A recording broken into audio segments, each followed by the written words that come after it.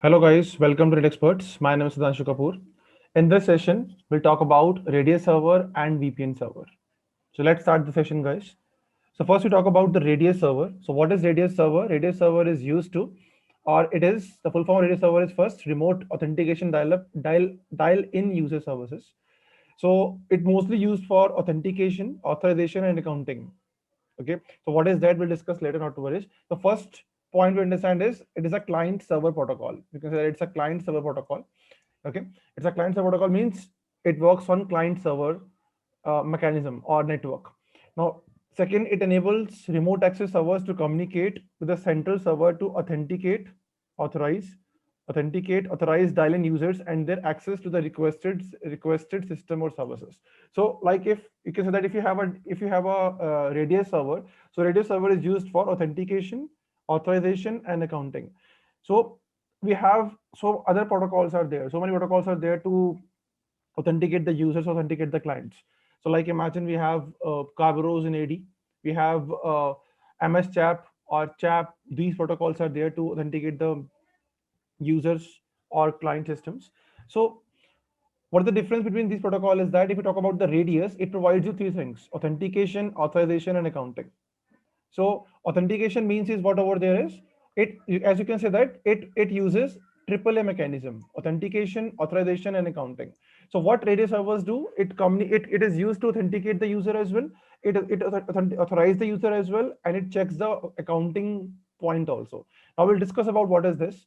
Now the Radius server uses the principal, credential, and context. Now what is the meaning of principal, credential, context means? Like imagine the principal is that the username which you define, like everyone knows that when we're going to log in the user, sorry, when we're going to log in the client, or when we're going to log in our network, so we need username and password. So that username is known as principal, the password is known as credential.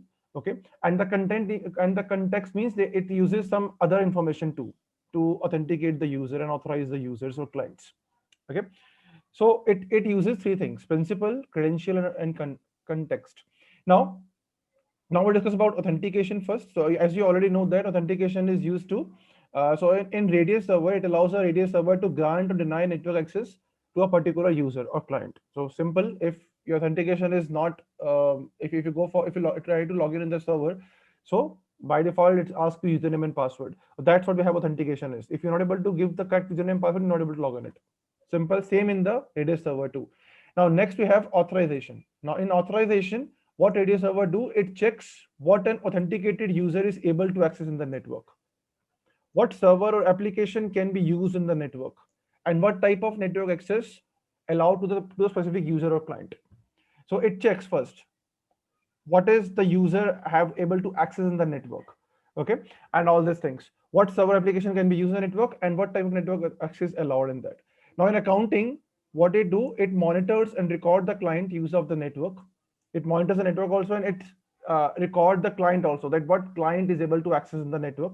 It tracks the network usage and ensure the system does not overload.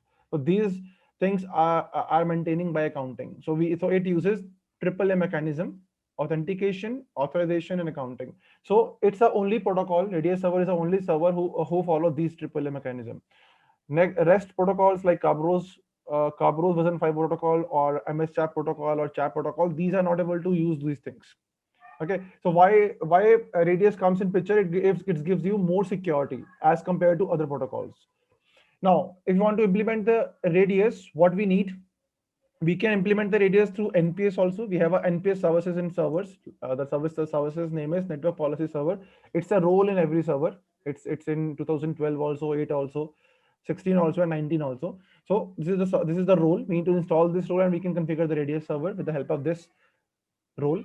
We can configure Radius server as a standalone server also. Like if you don't have Active Directory, so we can use that. In that case, also we can configure Radius server. We can use Radius server in work groups also. You can say that. Integrate with Active Directory. If you have a domain network, if you have a Active Directory domain in your Active Directory services in your network, so we need to first integrate my Radius server with the Active Directory, and then we can use Radius server in the domain also. And you can install Radius server on domain controller also. Like if you have a domain controller only, so you can install Radius server on domain controllers. But Microsoft recommends you that you don't go for that. you have at least a separate server for Radius server. So we can use member servers, okay, to install the Radius server. So that's what we have, a Radius server. So Radius server is providing you the authentication, authorization, and accounting. Now, if we talk about the VPN, so as you already know that VPN also is a remote protocol, as you can see that it is also used to authenticate the remote users, dial-in users, or VPN or VPN connection users. So we can configure Radius server with VPN also. So if you want to configure Radius server, first we need to configure VPN. After that, you can go for Radius server. Okay, so Radius server works with dial-in connection also, and it works with VPN connection also. So before we can configure Radius server, we need to implement VPN server. So VPN is also a protocol or a services in servers, as well as the network devices also, like in routers also. So with the help of VPN server, we can authenticate the remote users. Okay. Now what VPN do? It gives you the security. It secure your session. Like imagine we have one server and we have one client. Now with the help of client, user is able to access the server. So once user is able to access the resources in a particular server, that session is automatically protected with the VPN if I'm using the VPN over there. So VPN provides you so many things. VPN provides you so many protocols like PPTP protocol, L2TP protocol, IKE protocol, IKE version 1, version 2 protocols. So many protocols are there over there. Okay, so every protocol has a different criteria to work. So not to worry about that. We can cover the VPN theory as well in the depth. Okay, so today we'll discuss how to configure the VPN in our servers. Okay, so I'll showing you. In the previous session, we'll talk about how to configure NAT. I hope everyone knows how to configure NAT now in server 2019. Now, before Radius server, we need to configure the VPN first. So in this session, we configure VPN. And after that, next session, we can configure the Radius server. So first we configure how to configure the VPN. So we have a as you can see that we have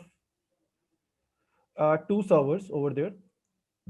This is my DC1 and this is my member server 1. So this is my DC1 server is there. This is my DC, my domain controller. And this is my member server. I just joined this server in my domain network.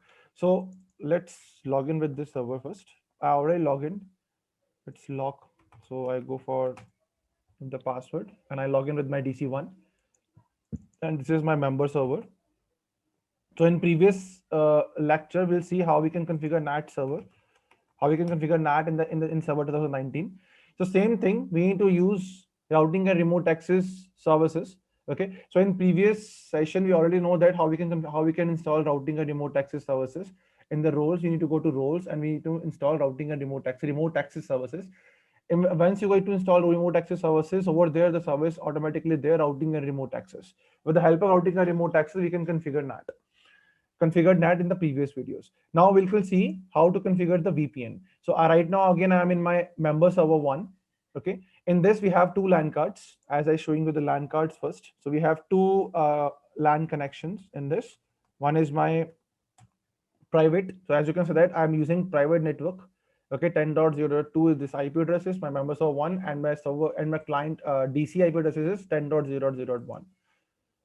So as you can see that we have two networks. This is my private network and this is my internet. This LAN card is working on internet and this is my private network. Okay. So let's start with the VPN first. So how we can configure the VPN. So I go for start, and over there we can go for admin tools.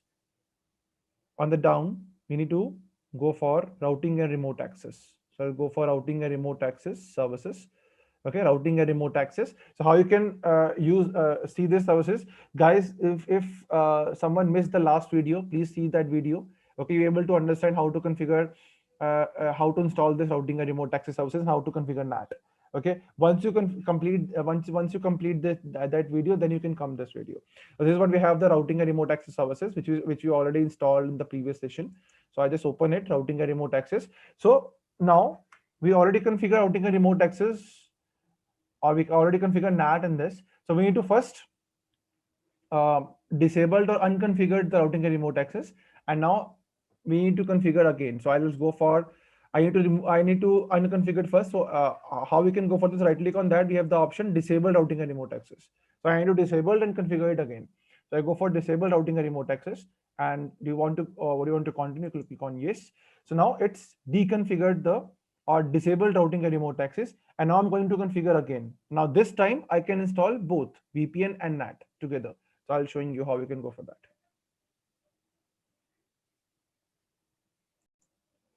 So as you can say that it's deconfigured already. Okay, now I just right click on that. We go for configure and enable routing and remote access. Just click on this now.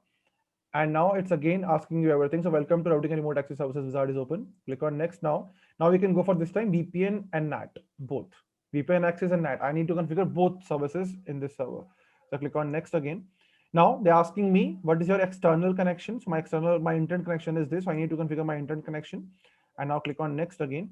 Now if you have a DHCP server, okay, for VPN, so you can go for DHCP servers. So right now I don't have any DHCP servers. If I have a DHCP server, so with the help of DHCP server, it provides the IP address to my VPN clients, and they're able to access my VPN. They're able to access my network with the help of VPN server. But right now I don't have any VPN server, DHCP server, so I go for from a specific range. So I can define my specific range of the addresses over there. So click on next over there. Now address range assignments. I need to give new address range. So this time I want that when some client is able to access VPN server and try to access my resources, it got this IP address. I go for 200.0.0.12, 200.0.0.50, as you can say that. I want these IP addresses. So what happens when any client access my network with the help of VPN server, VPN gives this range to a particular client system. Okay. Now click on OK. In that case, I added the number. Okay. Now click on next. Okay, now they're asking you the radius. They're asking you, do you want to set up this server to work as a radius server? So we configure radius server later, not to worry about that. So right now I go for no, use routing and remote access to authenticate the connection request. So I want that routing and remote access itself authenticate my connection request. I don't want any radius server right now. So we configure radius server later, not to worry. Now simply click on next and click on finish. So now you can say that it's going to start and stop the. Now you can say that it's to support the relaying of DHCP messages from remote access clients, you must configure the properties of the DHCP relay agent with the IP address of your DHCP server. So if you have a DHCP server, so you need to configure this DHCP relay agent properties. Okay, so right now I don't have a DHCP server, so it's not my point, not my part. So click on OK, simple, and it's restart your services. As you can see that it's stopping the services, and now it's going to start the services. It's starting the services now, starting remote access management services. And you can see that now we configure the VPN as well as NAT. So over there, NAT is also there. Okay. And you can see that the IP, the VPN is also already configured. And you can see there's a DHCP relay agent is also there. Okay. So this is the way if you want to configure VPN on the network. So this is the way how we can configure NAT and VPN together. So in this session, we'll see what is radius server, how we can configure NAT and VPN together with the help of routing and remote access. In next session, we'll see how to configure or set up radius server. That's it for the session, guys. Thank you very much, guys, for watching.